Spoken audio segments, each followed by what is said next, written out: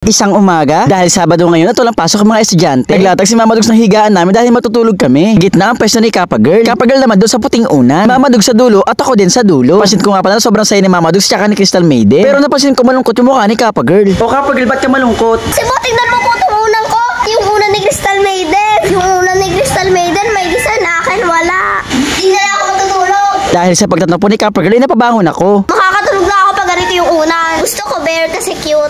Sana ibili mo ako nito, Tito Dugs. Dahil mabait akong tito at gusto ko makatulog ng mahibing si Kappa Girl, eto, ibinili ko siya. Eto nga, na-unboxing ko na. Na-unboxing ko pa lang, ramdam ko na yung lambot. Nung nakita ko ng alaman, sobrang cute niya. Bear nga siya. Sobrang sarap nga niya hawakan eh. Para siyang bulak. Pero nga pala siyang butas, kaliwat kanan. Hindi mo pala ipasok ang kamay mo dyan. Tapos ay makakatulog ka na ng mahimbing. Kappa Girl, eto na ang unan mo. Ano yan? Wow, sobrang ganda ng unan ko. Favorite ko to. Pagkabigay ko na unan, eto nga, inayos na namin ang higaan namin. Pinalitan ko na yung unan ni Kappa Girl. Sobrang lambot. Sobrang lambot ang unan ko. Tignan niyo yung mukha may bear. Sobrang cute. Ayan, makakatulog ka ng mahibing, Kappa Girl ha. Opo, Tito Dugs, makakatulog na ako. Wala pang 1 seconds ay nakatulog na agad si Kappa Girl. Ayan, mahimbing na ang tulog ni Kappa Girl. Ayan, habang tulog sila, nagpapahinga. Dahil pagod si Mama sa gawaing bahay at ganoon din ako. Sasabihin na nga din pala kami sa pagtulog para lahat kami nakapagpahinga. Nakakumot nga pala kami kasi maulan at malamig. Kaya sleepful sa amin. Sobrang sarap nga tulog ni Kappa Girl dito na nanaginip na siya. Wow, ang lambot nga ng unan. Sarap higaan.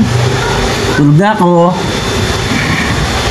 Isang umaga, dahil nga sa sobrang init, binusan ko ang aircon namin. Kaya dito kami lahat ngayon sa kwarto, nagpapalamig. At may kanya-kanya kaming kayakap na stop toy. Pero nung tingnan ko si Kappa Girl, pansin ko sa mukha niya na sobrang lungkot niya. O Kappa Girl, bakit ka malungkot? Kasi po, ikaw, Tito Dugs, may soft toy. Si Lola Dugs, may soft toy. Ako, may soft toy. Si Crystal Maiden lang, wala. Crystal Maiden, gusto mo ng stop toy? Opo, Tito Dugs, gusto niya po. At ito po ang gusto Ito. niya. Ito daw ang gusto niya, sinabi niya sa akin. Bili mo daw po siya nito.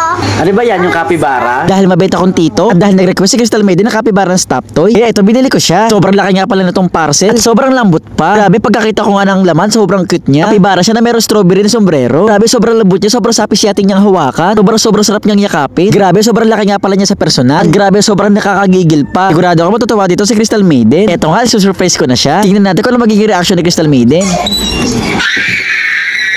Crystal Maiden, oh, eto na, oh. Wow, ang ganda naman yan. Wow, ang ganda naman itong bigay mo kay Crystal Maiden. Ang lambot. Crystal Maiden. Oo nga, ang ganda, ang lambot. Ang sarap niyang ganituhin. Ang sarap niyang iyapusin. Sobrang tuwang-tuwa nga sila kay Capybara dahil nga sobrang lambot talaga nito. Oh, eto na Crystal Maiden. Sobrang saya ni Crystal Maiden na payakap siya kay Capybara. At ngayon, kompleto na lahat na kami. Merong stop toy. Na kami mga kanya-kanya kayakap kapag malamig sa kwarto. Kaya yan, welcome to the family Capybara Stop Toy. Ang cute ni Capybara. Cutie Capybara. Dahil nga sa sobrang lambot ni Capybara, sobrang sarap talaga niya yakapin. Kaya yan, kapag ganyan naman talaga ang kayakap mo, makakatulog ka kagad. Dahil kay Capybara Stop Toy, sobrang himbing ng tulog nila. Tito Dugs, thank you po.